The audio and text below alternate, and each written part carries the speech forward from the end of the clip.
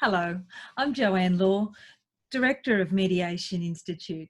This short video is an overview of our Facilitated Discussion Certificate course, developed by Mediation Institute in collaboration with Inverio Workplace Solutions.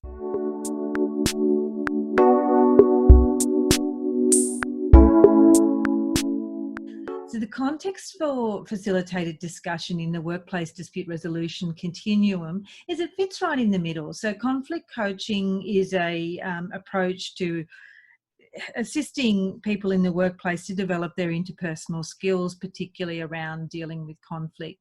Facilitated discussion is where a person in the workplace helps other people come together to discuss issues that are starting to cause disputes and have the potential to lead on to conflict. Workplace mediation is mediation similar to facilitated discussion, but it's done by a nationally accredited mediator. So someone who is accredited to provide mediation services. So as a facilitated discussion facilitator, you do not have to become nationally accredited as a mediator, although often people do find that they do want to go on to become accredited. So the modules in the facilitated discussion course cover the context in the workplace.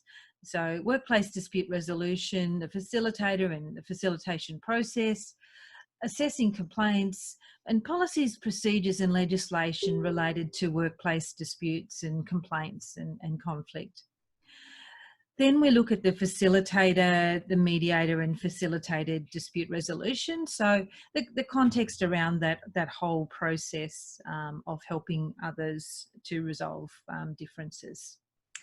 Part 3 is the nature of conflict and communication. So we really give you an in-depth understanding, the same level of understanding that we'd provide for someone learning mediation about conflict and why it evolves and escalates. Part 4 is about the National Mediator Accreditation System in Australia and ethical practice. There are some distinctions that a nationally accredited mediator has in their practice that are slightly different for you if you're working as an unaccredited facilitator. So we look at those differences and make sure you understand what is the requirement around national accreditation, so that if you are purchasing mediation services, you're making sure that you are getting someone who has these standards that they uphold.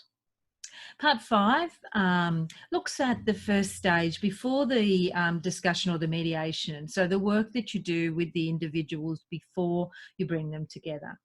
Part 6 looks at the dispute resolution process. We teach a 9-step process, a 3-stage dispute resolution process that you can facilitate, which gives you a really good structure so that you don't get caught up in the middle of an argument, he said, she said, all of that, that unproductive debating style argument that can happen if you're not qualified, you don't know what you're doing and you're trying to help.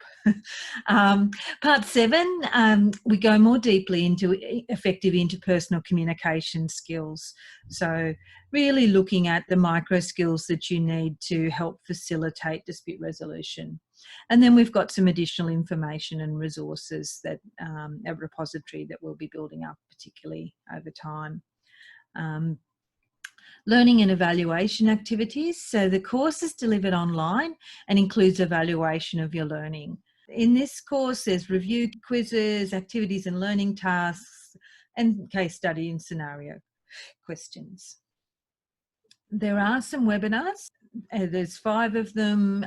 They look at the model and an intake session, the joint session, the first stage of that, the opening statements and agenda setting, the second stage, exploration and private sessions, and then the final stage, the option generation, negotiation and agreements. The final webinar will look at reviewing the agreement and post-session strategies to try and help to support as much as possible the implementation of what the parties have agreed. The requirement covers the theory, which we cover fully in the workplace dispute resolution, the facilitated discussion course, plus extra content that isn't in the national accreditation course, which is more general in nature. This course is not a national mediation accreditation course, but it does cover the theory part of the national accreditation course. For national accreditation as a mediator, there's a requirement regarding role plays and then an accreditation process following that. As far as enrolment, the facilitated discussion course, this is the link to go through. You just need to go to Mediation Institute website and you'll be able to find that.